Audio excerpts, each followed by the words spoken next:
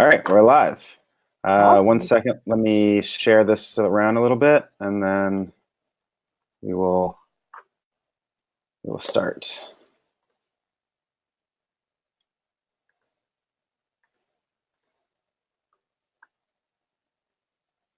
There we go. Share in the group.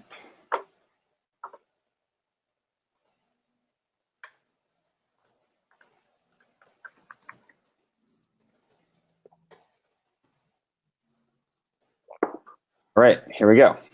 Sweet. All right, so I want to welcome you all to the Those That Inspire podcast and interview series today. Today we have Brittany Krystle, who we've been following for a couple years now, and she is a personal branding and social growth expert, and has her own podcast called Beyond Influential. I've been following you for a while, so why don't I let you introduce yourself and let people know a little bit more about who you are. I mean, you did a pretty good job right there, and I'm glad this is the first time we're meeting face to face, but I've been very familiar with your content, and I'm so excited to be here and see what you've been building along the way. It's really exciting to see something come to fruition that you were talking about. So just for everybody's context, like you said, I'm a personal brand and social growth expert. I work mainly with, I say, entrepreneurs and the entrepreneurial minded. Those are my clientele. So previous to this, just in general, my background was as an attorney.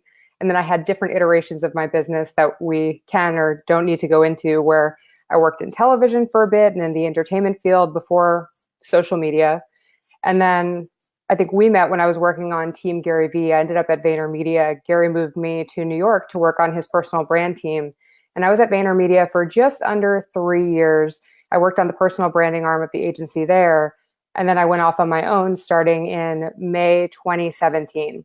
And then I was consulting. And within the last few months, I've kind of reached a different area of my business where now I put out my first digital product and I'm scaling myself. And it's kind of just been an interesting journey, but I do work for myself. And yeah, that's kind of where we are. That is the shortest way I can put it. Well, that's a great introduction. I want to dive a little bit more deep into where you started and where you came from, and then we can go into kind of what you're doing now. So I think one thing is, so I've been building this group, Those That Inspire. It really kind of came to fruition a couple months ago when I finally actually created the group.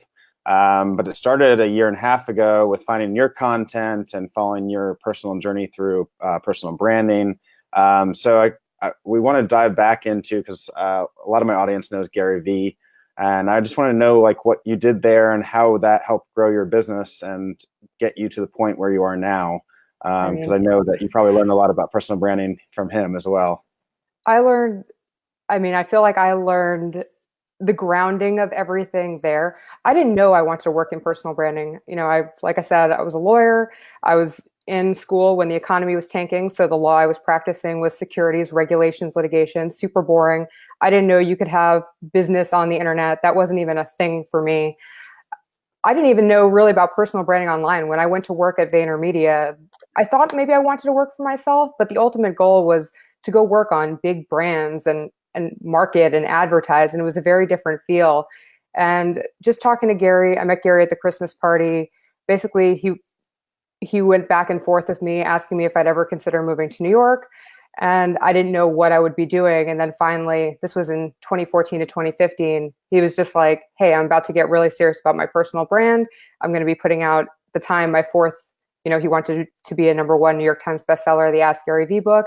He was like, I think you know something about influence. This is when, the rise of the Instagram influencer and that sort of thing was happening.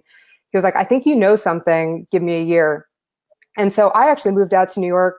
I didn't know who Gary was when I took this job. Like, he wasn't, the only reason I knew about him, my now fiance actually sent me when I was studying for business school. I was studying to take the GMAT because I thought I had to go back to school because I was so miserable in the jobs I had in entertainment. He sent me a Gary V tweet, and it was just saying that there were openings in LA, in a new LA office. And he was like, I just think you might like this guy. Look into it. He opened a new LA office. And I thought he was crazy because I was like, nobody gets a job through a website. And I happened to apply for a job I hoped I could get and kind of just got my foot in the door that way. But I had no inclination, it wasn't like going to work for Gary now. I always tell people who come to talk to me about it or ask me how to get a job with Gary, it's still very possible to get a job on Gary's team and to get a job at VaynerMedia, but the time when I started no longer exists. So I wasn't like a fanboy or anything like that. I was just like, okay, cool. Like, this is the CEO of my company asking me to go work on his personal brand. I need to move my life, but you don't say no to the person who owns your company. So, so I was like, okay, this is the MBA that I was waiting for, and I'm going to get paid to do it. So my plan, I thought I wanted to play in the startup space. I thought I wanted that kind of life.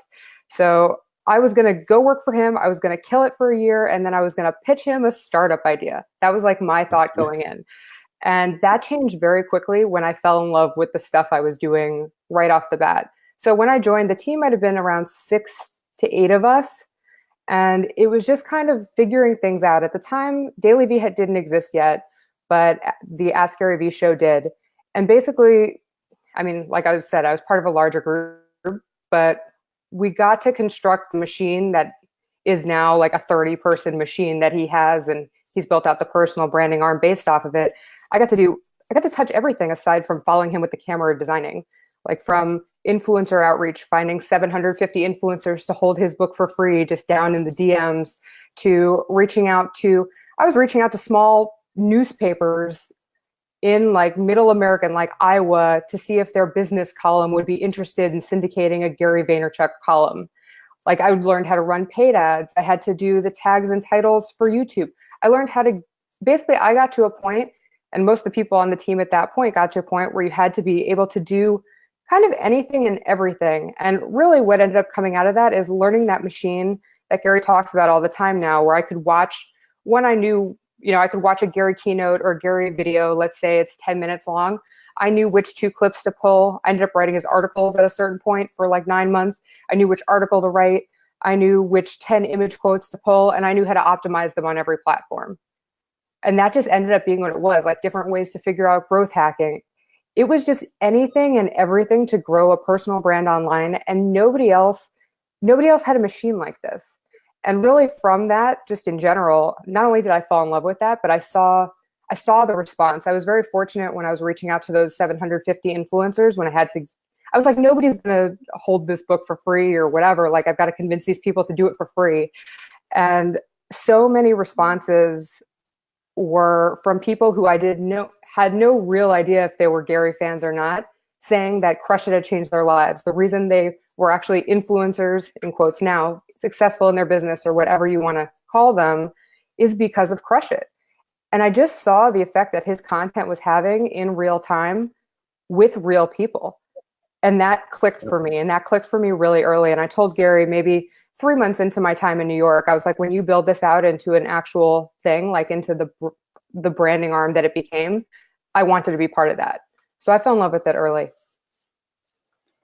That's awesome. Yeah, it's. I think you were kind of like me. I started this journey about 3 years ago when I quit my job in Manhattan and started going and being, I guess, a digital nomad.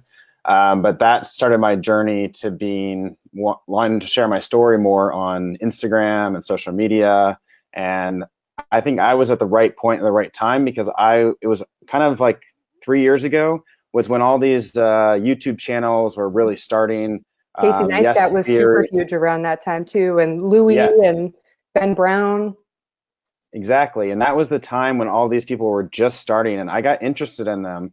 And that was, if I watched them grow, I watched them go from like day one to where they are now, where Casey sold his company to CNN. Now he's got 368. I've watched Nas Daily just go from like being kind of a nerdy kid to being like a super influential like person on this planet. He just got, I think the first day he released his day 1000 video, which just happened, he had like 80 million views on it. It's like insane.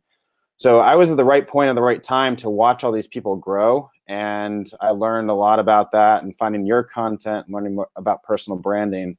So that's where I'm trying to give the knowledge out to this community now as we grow those. So I want to but that dives me into a question where I thought was like, how do you think people can start today? It's really hard to like think like, how do I grow this personal brand? It's taken years to get to the point where I am now, and I'm only just starting to really get it out there. So what would you suggest somebody does from day one to just like start? Well, first things first, something that I realize now working with what feels like countless clients and people is a lot of it is just a mindset issue in the beginning. Like when you think, oh my gosh, I need to build this huge personal brand, that's completely the wrong way to think about it and approach it. And for me, something I realized working for Gary is huge now. And obviously that took, when he did the wine library, did, the first however many hundred with nobody watching. This is like over a decade in the making, like at least 12 plus years of him putting out consistent content. And we can go into the three pieces that I think make up all personal brands. But something that I want people to realize is that everybody has a sphere of influence, and it doesn't need to be like you need to be some major influencer. Like I know you're specifically in travel, but everyone's voice is unique, and it sounds hokey every time I say it, but a lot of people don't want to start putting something out because they're like, oh, the other travel guy who, travels around a lot and, he also has red hair and he's talking about something, the same thing I am. And so they don't do it. And that's just not, you just kind of have to get over that hurdle of just putting something out. I think a lot of people start with the feeling also that everybody's watching them. And you also need to recognize that your voice is important, but also that nobody also gives a shit or cares about you at the same time. Like Right. people will find that voice and be attracted to you. So unfortunately, it really is just about starting. Yep. But for me, the starting point is what you're interested in and kind of getting clarity around who you are. And a lot of that comes from actually putting out content, which is a big part. And I think we'll talk about it of why I've liked LinkedIn recently, because I don't know what everybody's business is in this group or what everybody does, but some people aren't Instagram heavy. Some people don't take great photographs. Sometimes that's not everybody's strong suit. And what I've liked about LinkedIn and why I think that that's the place to be in 2019 is because you have audio there, you have video there, you have even like a status post, the length of a tweet has the potential to go viral. So you can share certain things in the way that is most comfortable for you, or even just curate and like, when you do like a quote retweet, if you're familiar with Twitter, where it's like you share something and then give your thoughts. Start where you're the most comfortable, because honestly, and I haven't talked about this on my podcast yet, something that was very true for me was sharing Gary's thoughts and getting inside Gary's head and essentially having to be Gary for the sake of, copy and articles made me want to give my opinion. I realized I had an opinion and thoughts on these things. And if you're in any industry, you're going to have an opinion and thoughts on the things that you do every day. If you work at all, you have 3 thoughts on work a week. Like just put those out there. It doesn't need to be some epic production or a 20-minute YouTube video. Like just put out 3 thoughts a week. Like that's what my suggestion would be to start. Absolutely. I love that. And I actually wrote an article 2 days ago, and part of it was just starting. And that's why actually in my group right now, we're doing a 90-day content challenge, and I've got like 30 people. And Awesome. I've seen so many people just like Anya actually the other day had never done a live stream, and she just started putting herself on a Facebook live stream. And it's just like that day one gets you so far, and then you start seeing people comment and they're supportive of you. So yeah, I think just starting is really important. People worry about that perfection thing, but it's just getting over that hump, like you said, just being uncomfortable for a little bit. Like once she did the live stream, like then the next live stream is easier, and then the next live stream is easier, and then next month she'll be worried more about the production quality. Like that comes with time. It's people thinking about the end game. You need to think about the end game in order to strategize, but if you really have no clue and that's going to stop you, you just need to do it. So it's awesome you're doing that. Absolutely. And like this has become easier and easier for me. I'm kind of, you can't see it right now, but I'm going back and forth between your face and my face. And like, this is like easier. The more I practice it, the more I do it, the more I'm able to be more comfortable on camera. Because to be honest with you, I'd never really want to be on camera until the last 6 months. And I'm still a little bit awkward with it, but it's gotten easier every single time I've done it. So that's definitely the message I want to share with people. And camera is also something that I'm not even that comfortable with. Another reason I like LinkedIn is because the videos there that you can make are shorter, like short video, like 30 seconds to 2 minutes does well. Where on YouTube, over 10 minutes usually does well.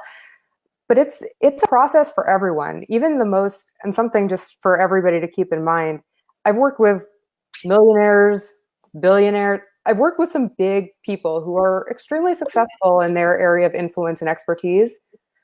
And they clam up, a lot of them, as soon as you put a camera in their face. Like, that's just, everybody goes through this. Every single person has hangups. And it's easy for me to do it, when I'm producing someone or whatever it is. But even I've been forcing myself outside of my comfort zone. And it's kind of a continual process until we die. Yeah, I mean, I don't know if you've watched day 1 versus day 1000 of Nos Daily, but I started watching these like day 1 videos to where they are today. And it's not just that they grew their social influence, not just about that. They actually became different people, and they're more confident. Their thought processes more advanced. They have more stuff to talk about, and they have a message to spread now because they allowed themselves to share it. And yeah, have you seen that in your own clients and things like that? I've seen that in myself. I don't even need to think about the clients in this perspective. The difference, and so I started my Beyond Influential podcast a little over a year ago at this point. The difference in episode 1 versus the episode I put out yesterday is night and day. The difference in what I thought my business was going to be when I left VaynerMedia versus what I think the potential is now is again night and day. Like, the things, once you start getting that response, at the beginning you don't think anyone's listening. And even if no one's listening, and this is a common thing people ask me, like, what if nobody watches? You know what if nobody listened to my podcast? I'd still get better at asking questions. I'd still have interesting conversations with new and interesting people. I'd learn how to get better at asking questions. I'd become a better listener. All of these other byproducts and positive things come from putting in pretty much any type of work. So for me, that just is part of the process anyway, so I never worry about that. But yeah, just like you said, exactly, getting that feedback, and when that finally starts rolling in, you're like, oh, people are listening to this and responding to it, and then you get more comfortable with it. And I think we can't fully see, there's no way 3 years ago I would fathom where I'm at now. And I know a year from now, even though I have really big dreams, I know I can't even comprehend what's next for me. And Absolutely. I think that's just a mindset shift, and it's happening way faster now with the internet. Like, if you are watching this live stream, you're in a super fortunate position. You're still super early. We have every option open to us. It's really mind-blowing and crazy. And that's something that, I mean, if you're listening to this, you probably have some concept of that. But I talk to so many people who just have no clue, what's happening, and that you can make anything happen at this point. Oh yeah, the internet has changed the game. And now that I can be in almost any country on earth and my cell phone works and everything, like, we can do so much more now than even just like 2 or 3 years ago. So like, I had in the group, like on the top right of Instagram now, I pressed this button the other day, and then all of a sudden, like, all my friends from the group started showing up in the chat. I'm like, this is amazing, because now we're so connected to each other and we can support each other with all these new tools that just are only coming out now. So it's pretty cool to see. Yeah, definitely. And I had one question for that, was that somebody else in the group, my friend, he's a photographer, was wondering that why should I use Instagram stories, and why is this important for me, because they only disappear after 24 hours. So I think that relates to what we just talked about. Can you explain to him why he might want to think about doing Instagram stories and why that is important? Because I think we already mentioned it, but maybe directly to talk about that. Instagram stories in particular, I think the stories show up more than the posts and feed, just in general. I think more people watch more stories just organically, depending on the age group. Let's assume you're 18 to 40, in that range. You're more likely to be watching stories than you are to be truly scrolling the feed. And just with the pay-to-play model in general, you want to get in front of the people you want to get in front of. So even if you're using the story just to tell people, like, hey, I posted a new post, you should be using the story. I actually had an interesting conversation. I posted part one of it on my podcast yesterday with my friend Mikhail Alfon, who owns a digital agency out here in Orange County. And he was saying he thinks people are going to fall behind if they aren't getting used to video and talking into the camera. I think something happens with people when they get used to your face, when they get used to your expressions, when they can see your eyes. There's like a trust building factor there that I think people who cannot adapt to that will fall behind. I think especially for a photographer, and if you have a lot of creative entrepreneurs in your space, aside from just the technical aspects of the work, the difference in working, now I've worked with a lot of photographers, videographers, and all of that stuff for content, is the strategy behind it, is how they make you feel. It's that connection point. Like, you need to have that chemistry. And if just putting up a picture, like, that's great. I see your final work product, but I might love your final work product. I might not love working with you. I don't know if I love working with you. And that story gets me over that hurdle. So I don't need to worry about it. And so last episode before this episode, I interviewed a dentist who is like an Instagram influencer, but she's a cosmetic dentist out here. She doesn't need to pitch people on the idea anymore of being her client and coming in and maybe getting veneers. Veneers aren't covered by insurance. That's a completely aesthetic thing that people pay thousands of dollars for. People come into her and they're like, I want this done. And she needs to explain the process to them. And they're like, no, but I know I want you, like, whatever it is.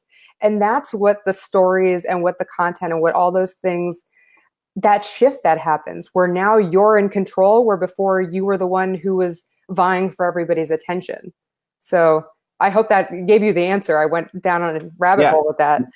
No, that was perfect. That was exactly what I want you to say. And also, I think people need to realize that it's a long game. Yeah, the story is disappear after 24 hours, but this, like, I feel like I've known you for a long time, and this is the first time we've ever actually talked on the phone or on camera together.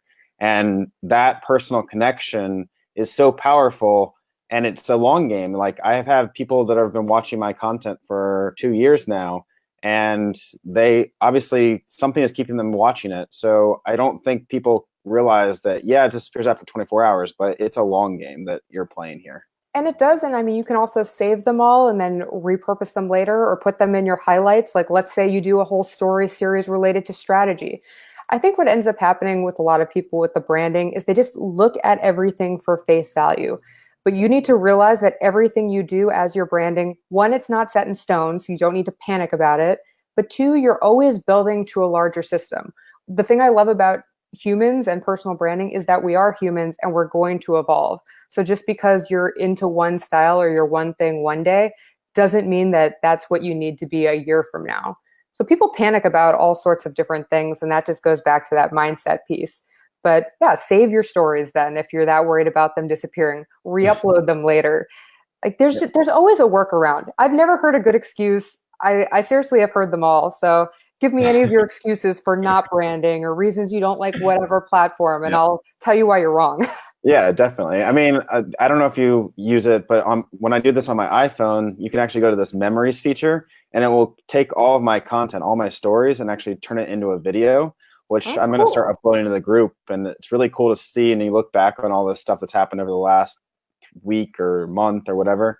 So I think people don't realize that you don't want to take it at face value for what you're building today. It's what you're building over time. And that's what the challenge is really cool, because at the end of 90 days, these people are going to have like such a great social media platform to start with and build their content and their brand from there. And the repurposing of it, not to keep going on this. Yeah. For example, and I'm making a podcast episode about it now, I have a year's worth of, I have over 50 episodes, 52 weeks of episodes from the last year of podcasts. And each of those, let's say each of those episodes, and this is always how I think about content, is an hour long. Of course, that has clips in it, that has quotes in it, that has a million things that can be repurposed and changed. The reason Gary never needs to worry about content is because we have an arsenal of content. I literally was going back looking, 6 years back at keynotes he gave and pulling out these moments and looking about something, a keynote that happened a year ago, and how can these be remixed together and how can you update it? You have, and I teach it in one of my courses, you literally have a year's worth of content in your head right now. you just don't realize how to structure it. Like it's in there. You have several years worth of content. You can easily do a month's worth of content probably very quickly. Like I can get a year's worth of content out of someone in an hour with them. Yep. It's just about thinking that way. And everybody has a story to tell. So everybody has their own sphere of influence, which we'll move on past this in a second. But I want people to realize that too, is like the people watching this live stream are connected to me, and they're going to be more connected than if they just found you randomly over the internet, and then they'll want to follow you more. And that's what this is all about, is like your own sphere of influence is going to grow your brand over time. And my expertise and my perspective, I mean, listen, I know I'm not the only person online talking about personal branding, but my experience, my expertise, my trajectory, and who I've worked with is completely different than anyone else out there. And all of their experience is completely different than my experience. And so it's who resonates with you. That's another thing when it comes back to like coming up with new ideas or nothing original. Nobody's saying anything original, but sometimes the way someone says something specifically will resonate with you. So the way I say something must resonate with you, but maybe the way someone else says it who's talking about the same topic, it doesn't really hit home for you. And that's just humans. Like that's just natural. So I still encourage everybody to be putting out their own content. Enjoying your 30 days.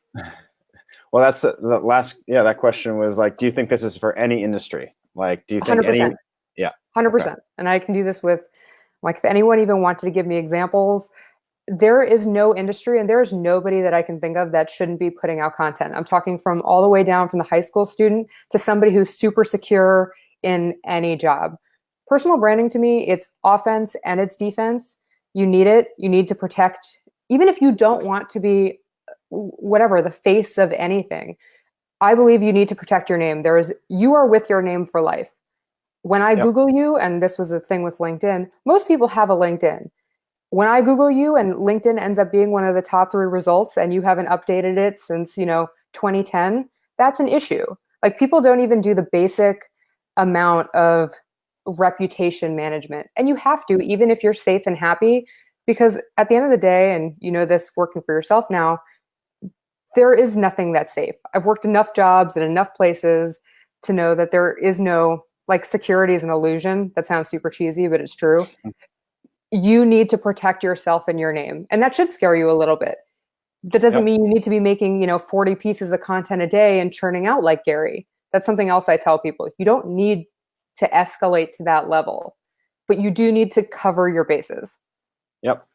Yeah, I think I was listening to a Lewis Howes podcast, and it was like, it's results times reach equals reputation. And you can have a really great reputation or you can have a really terrible reputation. And I've seen that online quite a bit. So that's why building your reputation over time really helps your own brand. And then I can build anything. So I'm a software engineer. That's how I started.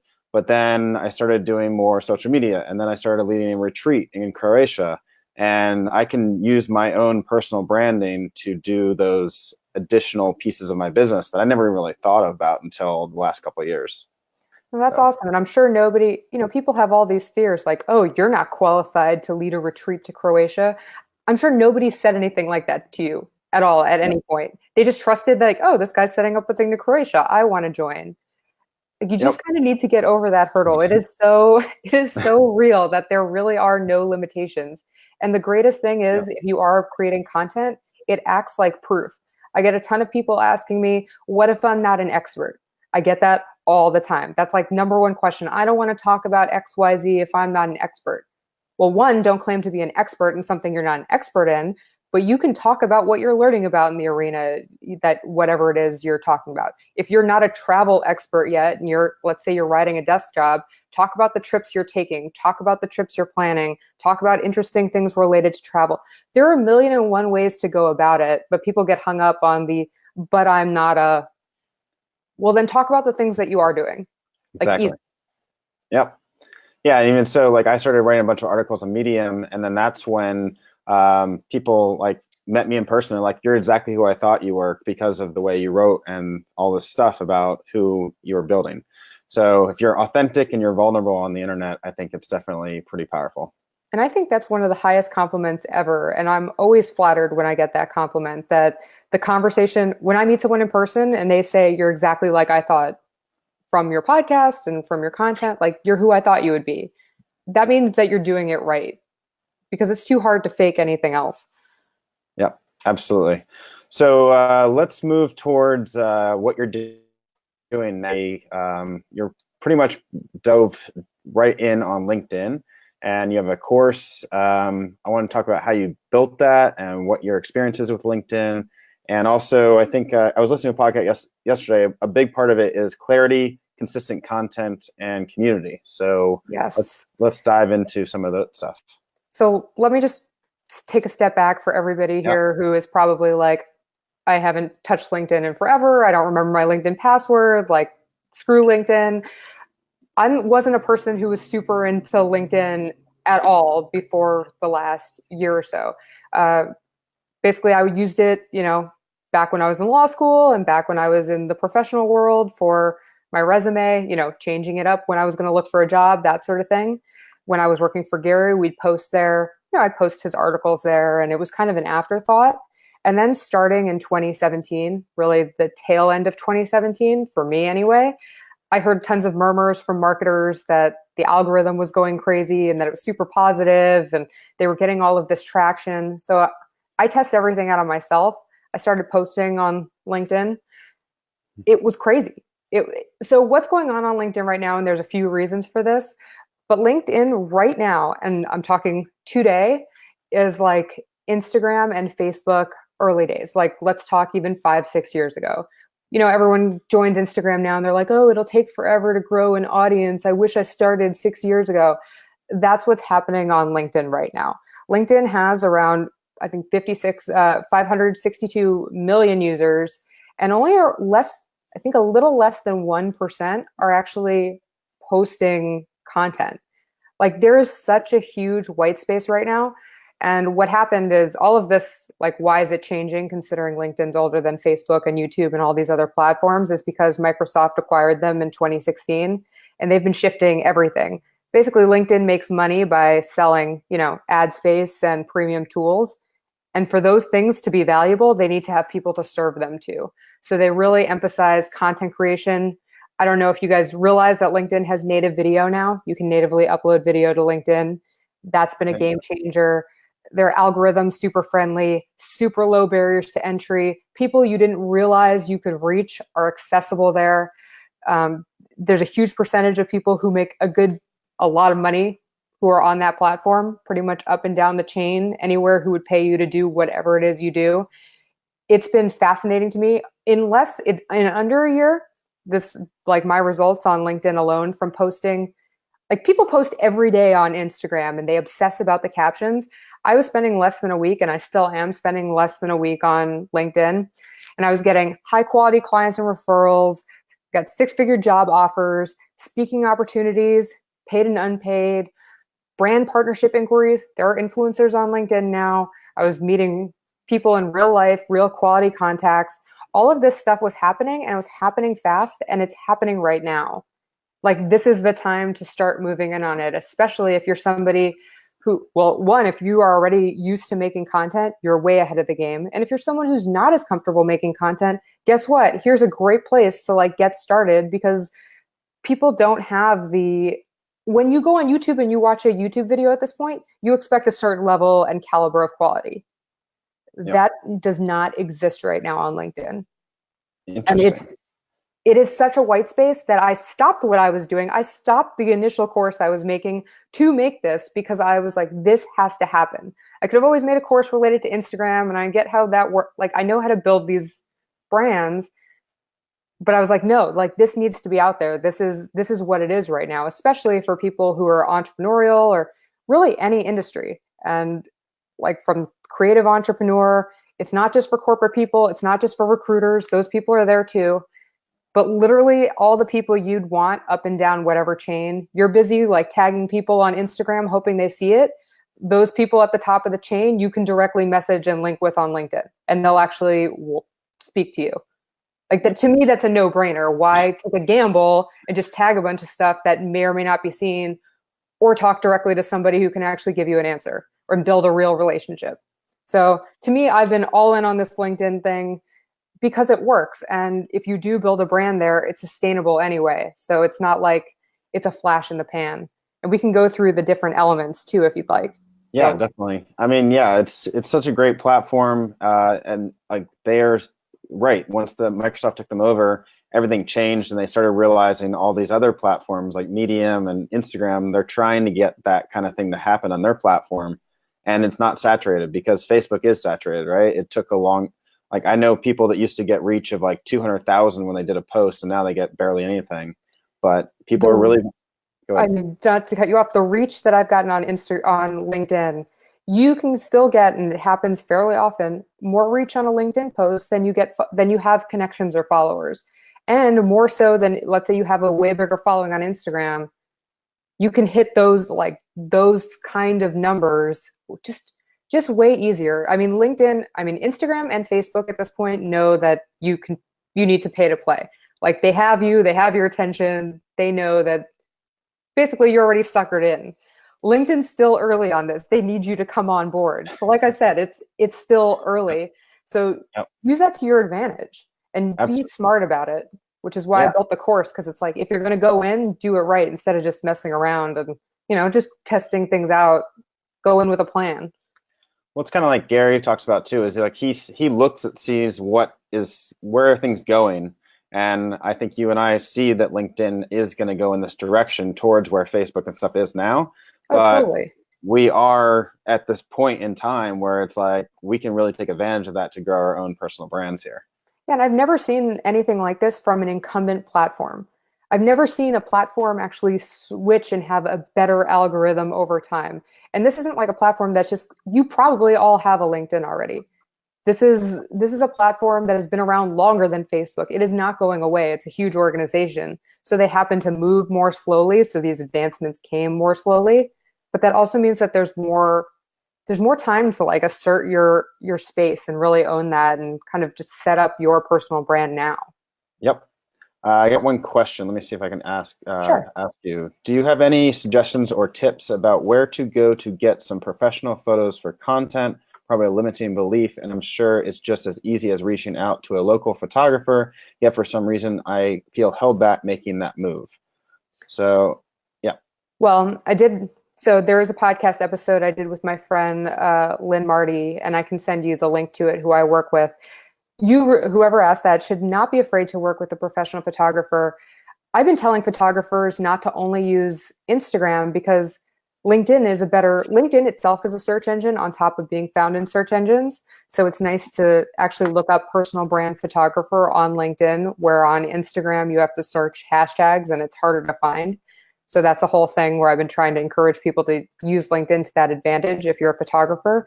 But the reason to use a personal brand photographer over, I guess, just trying to take them yourself is you're going to need it for other things in life, whether it's marketing materials or whatever else you do.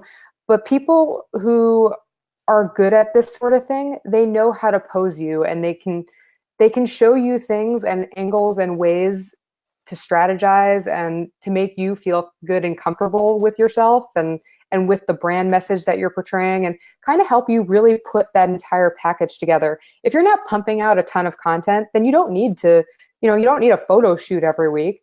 Like I'd look on Instagram, of course, and I would look on LinkedIn, look specifically for personal brand photographers who do this for a living, because they love making you feel comfortable and you want to talk to them and see who you have a connection with. And then maybe you do it once, twice a year. Or if you're really making a lot of content, once a quarter. But it's really worth the money to work with a professional and know that you're getting it right instead of the free collab thing. I know that's super popular and awesome on Instagram to be able to connect to someone and do the free picture exchange. But at the end of the day, if you're going to do real personal brand photography and a certain set of marketing materials, you want everything to be cohesive. So that way, if you do some free collabs, you can see if it kind of meshes with that style, and you can work on developing your own style and not just you can tell on certain Instagram feeds who just does a bunch of free stuff because none of their stuff there's no clear brand story being told. And I don't think everything needs to be taken by a professional photographer, but I think you should give yourself the experience of working with at least one professional that you trust and you feel comfortable with and you like their work and their vibe. So just Yep. like if you're uncomfortable, it's the best time to go to a professional. Like those are the people you want to go to. You don't want to go to someone who's going to take your picture for free because they won't necessarily be the right people for that. Yeah. I hope that answers the question. Yeah, she said thank you. So definitely she appreciated that. And I appreciate that too. Like, I think I need to do it myself. So this is where I'm learning while I'm on here too. So let's dive into the three C's we talked about. 3 C's. Yeah, let's do that. And because we have about 20 minutes left, so I really want to make sure we talk about your course and like give some people some practical knowledge about how they can do this, and then what they'll learn from your course as well. Yeah, so 3 C's, this is true for every brand, whether you're a personal brand or not a person, just any kind of brand. And the 3 C's are clarity, consistent content, and community. And those are necessary for everything. When somebody comes to me and they have a problem, whether it's growth or they're not getting the attention they want or whatever your problem might be in the social space or the online space, it's a problem in one or more of those areas. Like every problem falls into one of those. So just to be clear on what clarity is, there's internal and external clarity. Clarity is the doing the work to know, who you are, what you want, who your audience is, like doing all of that kind of internal question asking. The questions that a lot of people avoid are in their head that they think, oh, I know this about myself. But no, you actually like need to write this down on paper. Like I have it's the kind of thing that I make them do it before they meet with me. And then we spend 2 hours going through it. And I can walk away giving you an entire plan for the year and a year's worth of content. Like it is that internal work that is so important. And so you need to be clear for yourself.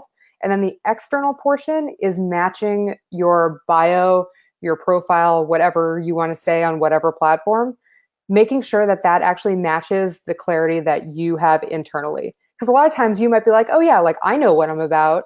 And I go to your bio and it says, okay, you're a traveling nomad, but you know that, but your bio says you're a Scorpio, dog owner or something. Like people don't realize that it doesn't match up. You see it all the time. It sounds ridiculous, but it happens. And I'll look at a profile and I'll be like, okay, well, everything you just told me, I get none of that from your feed, your content, your bio, any of it. And people only have so much time to decide whether they want to spend time on you. Maybe you get 2 seconds on a bio. Like maybe you get 7 seconds on someone's profile. Maybe. But if you start counting, that's a long time. So people make that decision right away if they want to connect with you, if they want to answer your DM, all of those things. So that clarity is super important. So that's number one. And on LinkedIn, so for LinkedIn, your profile is hands down the most important piece of real estate. I do have a free checklist, and I don't know if you can pop up or I can send you the link later, but it's linkedinchecklist.brittanykrystle.com. Like even just doing those steps will at least cover your bases enough starting on LinkedIn. So part 2 is the consistent content. You can't get away without doing the consistent content piece. Actually, we're going to talk about this on LinkedIn. You can. It's the only place that you can, and I'll talk about why. But showing up consistently is that trust factor. Influence comes from people being able to trust you. That's what it is. And on LinkedIn, you probably only need to show up. You don't need to show up 7 days a week. If you can show up 7 days a week, that's great. There's some people I know, like Gary on Facebook. It's like, oh, we got to post 6 times a day. You're posting all the time. You're just like churning content. That's not bad. There's a strategy behind that. But for you as an individual, as a person, like I said, give me 3 strong thoughts a week. Yeah. Consistent, like just show up, but it doesn't need to be, an hour live. So, which is great. And then the community piece is the engagement piece. That's the responding to the DMs. That's liking back every, replying to every comment. That's liking each of the things. That's going in and actually strategically engaging with other people's content. So the beauty of LinkedIn and why I say it's incredible that you can actually grow on this platform without posting content is because the LinkedIn algorithm actually, not only is it super favorable, but if you leave comments and just engage with other people's content, that engagement can show up in other people's feeds. So even if you just leave smart, intelligent comments, that can show up and act as content. LinkedIn is right Yeah. now, like, I can't stress enough that you should just be using it, because it is like, take 10 minutes a day. You have 10 minutes that you're wasting time on the internet anyway and on your phone. Take 10 minutes and just say smart things on people's feeds who you'd actually want to be connected to in the area of expertise that you have, in organic conversations, and that will build the right content and the right network that you want. And so those three things together, I mean, they work on every platform and they just work differently when it comes to everything. But for LinkedIn specifically, that's what it is. Yeah, I actually learned that recently about commenting on somebody else and that shows them somebody else's feed, because that's It's not the incredible. way. Yeah, that's not the way the other platforms work right now. So it's definitely a totally different ball game there. So. Oh yeah, no, I Um, encourage yeah. everybody. And that makes it easy too. It's like, if you're that scared of the content thing, just update your profile and leave smart comments. And there's a strategy to it, but it's really not that hard. And you're going to do it anyway, so just do it there. Is there any other like real practical tips you're going to learn for your course that you want to dive into, and what other tips for LinkedIn? Well, just to go through what's involved in the course, since it was my first course, I want to make sure to over deliver. Like, that was just it. It's like, this is everything you need to know. So it walks you through all of through the mindset that's necessary, through all the clarity stuff, the internal work that you need to do first, your audience, your goals, how to match that with your profile, the pieces of the profile you actually really need to care about, the parts that you don't, how to tie your story in together and tell it on your LinkedIn profile, how to create a content strategy, like actually based, that ladders back to your clarity piece. The best topics to use on LinkedIn, the most popular topics, the best, just, I guess, going through best practices for, video versus article versus status post, all of those things. And then the community piece is going through all of the strategic engagement, from the strategic content engagement on other people's content, to your own content, to DM etiquette, to connection etiquette, to connection strategy, because some people like to connect to everybody, and that's not usually the best option depending on what you actually want to be getting out of it. So the course takes you A to Z. It like just across the board, that's everything you need in total.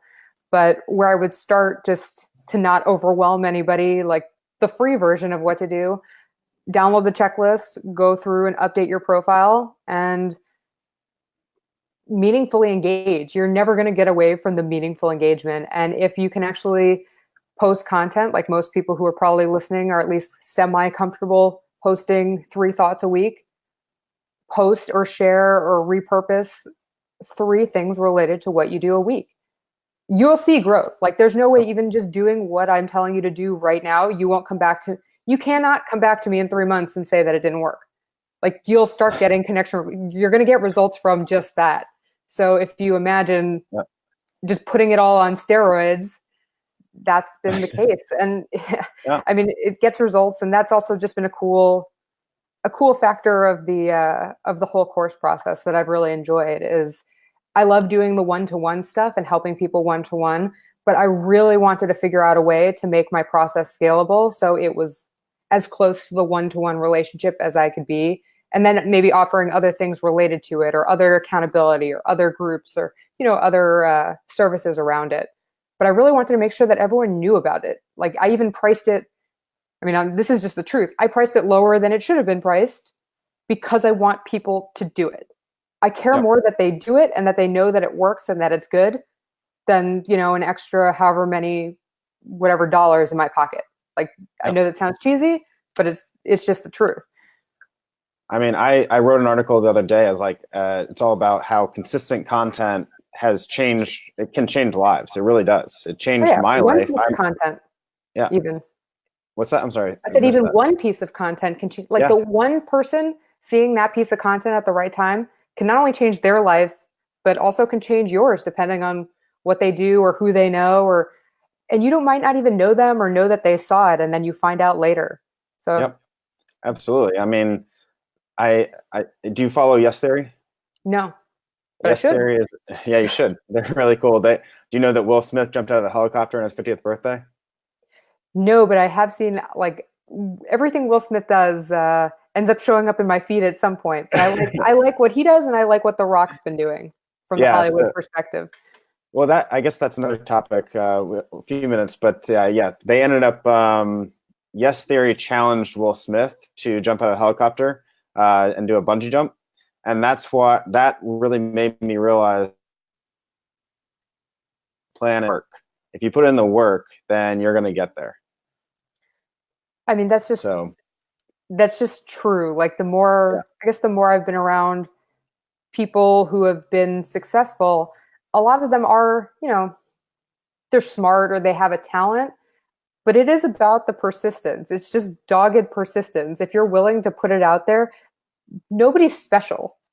Like, I'm not that special. Like, I'm not a super genius. These other people, I love Gary. Gary's not a genius, but he's a great salesman, and he's willing to just you just got to keep pounding it. Like, you just got to keep doing it, and you just got to get started. So I'm glad you are, like I said, I'm so glad you're doing this challenge, because that's where it starts, is the consistency. Yeah, it's just no secrets. It's just pure persistence. And like, it also became habit. Like I was telling people yesterday, like me doing Instagram stories, I don't really think about it anymore because it's become a habit over time. And then that's really grown everything else. So this challenge gets you to turn that, like, oh, I don't want to share my story. Oh, I don't want to do this work, into making it a habit. And that makes it easier over time. Yeah. And like I said, there are no secrets. I'm telling you, I do tell you how to get there faster, at least with the course. Like, I'm giving you a plan, but you have to do it. And ultimately, every business cliche that I've ever heard is true. It just needs to ring true for you at that time. All of that stuff is accurate. You just need to put in the work. Obviously, you would like some sort of plan or strategy, but you just need to get over that little hump of discomfort first. And it doesn't last that long. I think people overestimate the discomfort. Absolutely. And so let's end on a couple things where, first, who inspires you? My friend Danielle definitely inspires me. She and I have been kind of having our own mastermind. She's helped me through, I don't know if you know who she is. Her name is Danielle Crawl, and she's helped build out a lot of automation for people and helping them scale their businesses into digital courses and webinars. And it's always good to have a group like the one you have, with people who can keep you accountable and are going through the same things. And I think it's good to have someone on that level. I'm just generally inspired by her, and by seeing other people who are just doing it, even online. Like, that's what's so great about the online space, is you can be inspired at, like, somebody can just hit you that way. Like, maybe I'll be listening to a Pat Flynn podcast or an Amy Porterfield podcast and hearing whatever their episode happens to be about. I'm like, oh my gosh, that makes so much sense. Actually, I can do that. That's possible for me. Like, just looking for those moments, but I'm not looking like through inspirational quotes. That's why content is so important, because it just comes in those moments where, you're reading something and you're like, oh shit. Like, somebody recommended a Jack Canfield book to me, The Success Principles, the other day, and I was reading it, and there are principles and ideas that I've kind of know at this point, but reading them, I was like, oh my gosh, this is really hitting home for me. Like, I need to put these into practice. That book has been around God knows how long. I was like, actually, I wonder if Jack Canfield's doing any interviews. It's just kind of having those moments, but consuming in a smart way. Yep. Something I would advise people not to be doing is just wasting all their time consuming, because I think there seems to be a point where people consume a little too much, and that ends up having like a negative effect. Yep. And I think there's a big balance. I think actually you should be producing more content than you're consuming, but that you have to get to the point where you're starting to produce content. It's like, once you start producing the content, then you can consume a little bit and enhance. Like, I wrote the article about you because, like, I'm taking other people's content and then repurposing it, and then they're going to have a more personal connection to that piece of content, even though it's not directly from you or whoever else I'm writing about. So yeah, and just getting your story out there really helps. But yeah, if you consume content all day long, I think that's a bad thing. And So actually, like now, here's a growth tip for people, especially on LinkedIn or wherever. Kind of what you did to get my attention. And I know back in the day, I used to work with Gary, where people write things and incorporate, like, let's say your top 5 podcasts you're listening to right now, and you tag those people. That's a great way of using their ideas and also being able to tag them and present some kind of value to them that they might not necessarily have otherwise. And it's just easy, and it feels like it's coming from a good place. You can't be like, oh, hey, you have to share this, but having it presented like, I wrote this about you because, what you said here really made a difference to me. And that makes a difference to the person that you write about, and that helps you create content. So let's say you have 5 people top 5 people who inspire you, and then you make a video series, one a week, of short videos, like let's say they're 1 minute long, about the person and why, and you post those. That's yep. 5 videos, 5 weeks worth of content if you have 2 other posts. Exactly. And the last one, we talked a lot about people starting from square one and like not having a business yet. I know you've worked with some pretty influential people, very successful people. How have you seen this really impact their life? I know Tom Bilyeu, these people, like how and what challenges do they have to overcome when they're doing this themselves too? The same issues that everybody has to overcome. I know that sounds kind of crazy. At a certain point, at least for people at certain levels, Tom Bilyeu, at the point when I started working with him, had already had a show. So Impact Theory was already existing, but he had done so many episodes of Inside Quest. And before I went to work for Gary had already done 1,000 wine libraries. So they were more comfortable in front of the camera. And and a lot of them know who they are already. But some people who are successful those people aside, don't necessarily know who they are as much. Maybe you have a certain skill set, or you're great at a certain thing, but maybe you're not comfortable talking on the camera or speaking about yourself in that way. So there's always little hangups. The most successful personal brands are people who, like the clarity piece, you cannot get away from that self-awareness clarity piece. And so you need to know who you are, but it's also knowing that you have more to go. So even a guy like a Tom or a Gary has a long way to go to buy the jets. He says that all the time, but it's true. Yeah. So he's not where he wants to be. Tom has huge plans for what he wants his empire to look like. It doesn't matter that, Quest was $1 billion valuation.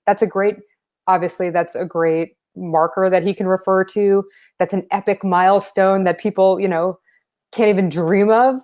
But to him, they're going for something bigger, that you're never done. And not in a bad way, not in a never satisfied kind of way, but I'm grateful for where I'm at, but there's more I can do kind of way. So yep. I think that's what I see at that level. And that's how I've been thinking about it now, and how I've been approaching it going forward. Yeah, I mean, it's the same with me as like I've learned all this knowledge from you and other people, and I'm a culmination of all those people together. And now I want to do more. I want to share that with people. I want to make them realize that they can do this too. It's not like I started with 250 followers on day one when I quit my job, and I'm not huge yet, but I'm at 6,000. And like that growth took a lot of hard work. That's so huge. Yeah. See, I know you said you'd 6,000, and I always correct people on this because, I mean, I'm sure you've read that Kevin Kelly essay, The 1,000 True Fans. It's like, let's say those are like 1,000 true fans who you can monetize. Let's say they'll buy $100 product of yours. That's $100,000, or whatever it is. I think people don't realize that those are people sometimes. It's hard in the Instagram culture of millions to really value, and I don't think you don't value it, but I just like to make that point. Like, literally every person is important, and that's something that I saw Gary caring a lot about, and that's something that I really give a crap about, and what I care about when people are engaging with my stuff. And I do try to get as much as I can to every DM and really get that process going, because those are the people that matter and actually have your back, and that actually build the influence. Like, if you don't take care of those people, you don't actually have influence. I don't care how many people are following you. Exactly. And like people care about the vanity metrics and the number of likes, the number of comments. it's the true fans that you have. It's the people that support you, and it's the people that, in this group that are sitting here watching this. This is one of the biggest live streams I've ever had, and those 10 people that have been watching I'm thankful for them being here. It's pretty cool to see. I'm thankful for them being here. I don't do as many lives as I should, so thank you guys for sticking it out, and for everyone who's going to watch later. Yeah, we have a couple minutes. If anybody is left wants to ask a question, please do so. What are you up to now, and how do people find you? So now I've just been now that the course is out and done, I've been running those free trainings. Now I've been taking all of the feedback as to what people would like next, kind of as that next layer. I'm figuring out, I know I'm going to be offering some kind of mastermind group. So I'm figuring out what that's going to look like. And then I have plans for a few other courses coming out this year. I really wanted to build and this will be later in the year, a larger scale course that teaches people how to basically create kind of similar to what I was doing at Vayner, where it's taking somebody, creating their personal brand content, walking them through everything, and then creating content that scales across all platforms, as opposed to just like a platform specific, like the LinkedIn course. So like more of a massive undertaking that way. I've also been working on a course on just doing the clarity piece, because I know that's so important. So that'll be like a smaller course coming out soon. And then one that I've been working on, I'm a lawyer, but I have a lawyer. There are a lot of people who go into this creative entrepreneurship space, or just the entrepreneurship space in general, and don't realize what they don't know about hiring a lawyer, about having the right accountant, about having all these foundational elements that are completely necessary, that a lot of people don't figure out until too late, or until a client screws them over, or all of this other stuff happens. So basically all of the mistakes that I made during the very first year to year and a half of being in business, I want to save other people the trouble. Yep, absolutely. And one question was, which content is best for which platform? Is there a recommendation on how to distribute content over the different platforms? So that's kind of the bigger course. But for me, just in general, it's the content that you can do consistently. Again, I don't know the person asking how advanced they are in terms of the content that they're producing, but I just care that you put it out. Like, even if you're on Facebook and you're like, oh, but video, if you're a great writer and you can keep that up consistently, and you can work on the video on the side, great. Like, whatever builds up that arsenal of content. And then let's say you're a writer and that is your strong suit, and you do want to start making videos. A lot of those written ideas that you have are going to be the ideas that you use for videos. Like, yep. I'm always thinking about where, like, my head works. When somebody's talking, I literally think in content pieces as they're talking. It's like the Matrix in there. Yep. So it's getting people and training people to think that way. But whatever, I mean, obviously pictures on Instagram and whatnot. But for LinkedIn, actually mixing it up works the best with the algorithm. And I actually think that's true across the board. I think most algorithms like when you mix it up, and then they intentionally, and I've seen this happen before with platforms, if one type is getting too much favor, they will push the other way on purpose, because they don't like people gaming the system. The growth hacks and all of that only work for so long. They want you to be using all of the aspects of their platform. Right. Yeah. And like Teresa, who asked the question, like, I've seen myself writing, but then my photography helped each, like, it, you do one and you get better at one, and then that helps another one. So just starting with what you can get to. All right, last question was, do you have any quick tips for totally rebranding from one industry to another? Name and identity can feel scary to let go of, redo. Yet another limiting belief in my head. Yeah, definitely. A lot of people think this, depending on which platform you're talking about, or if you want to do the whole new brand identity. Depending on which platform, you can kind of ease into the new identity. Like I said earlier, people expect you to evolve. You're a human being with diverse interests. So even if you are a finance professional who's moving into health coaching, if you're moving into health coaching, that financial background is part of your new identity anyway. You don't need to completely get rid of it. The question comes down to, let's say you're on LinkedIn and you're still at your old finance job, and then you want to move over to health coaching, then you have to deal with And it's actually pretty easy, whether you are posting financial-ish related content or content that kind of skews both ways and you're dabbling in the health coaching as you move over and just kind of changing like half of your profile, or if you just make the jump. Frankly, if you're thinking about just doing a complete industry switch and that's where you're at in your head, I just tell people you got to commit to it. Like there's no other questions. If that's what you want to do and that's where you want your money to come from, you need to start doing it. Like, what are you gaining from not doing it? Yep. At the end of the day, a lot of what I end up doing is just telling people what you already know what you want to do. Right. It's just hearing somebody, it's giving people permission to do it. And frankly, if you've already decided to rebrand, you probably should just embrace the person that you're ready to become. There's no questions. Like, just change your profiles, become that person. Nobody knows that you're not fully that person yet.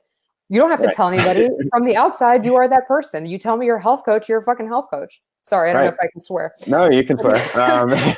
But that's like, I mean, that the next person that finds you has no idea who you are, right? But there's also why you need to make that content. So let's say health coach. You've committed to the health coach thing. I want to see 3 posts a week related to health coaching. Switch up your profiles, get the clarity on that, do whatever clarity exercises, and then start making that content and engaging with the people who are going to engage with this new business. Done. It's not, it's not an overnight thing, but when I Google you, I should see who you are and this aspirational you. And, the other part is part of your story. The lawyer in me is part of my story. But when people look me up, they're not looking me up for legal help. Right. Yeah. I mean, I have the same thing right now. I was a software engineer and now I'm trying to do retreats in Croatia. So you're absolutely right. I do have some articles on that, but I need to write more and why you should come on that stuff. So I'm going to take your advice myself. So, Awesome. So I really appreciate you being here. Last thing, how do people find you? Oh, yeah. So BrittanyKrystle.com. It's BrittanyKrystle, spelled a little weird. But if you look up Brittany Krystle, it's Brittany Krystle pretty much everywhere. Find me on Instagram, find me on LinkedIn, find me on my website. I made myself really easy to find on the internet. Awesome. Thank you. Beyond Influential too. Beyond Influential podcast. Yep, you guys should definitely watch that. I've been listening to that for well over a year now, and all of the stuff we just talked about, plus way more, I learned from you. So thank you very much for being here. Well, thank you for having me. And I will hope to see you soon. I'll be back in California in a couple of weeks, so maybe we can catch up in person finally. So yes, please. All right, have a great day. I'll talk to you soon. Bye, guys. Bye.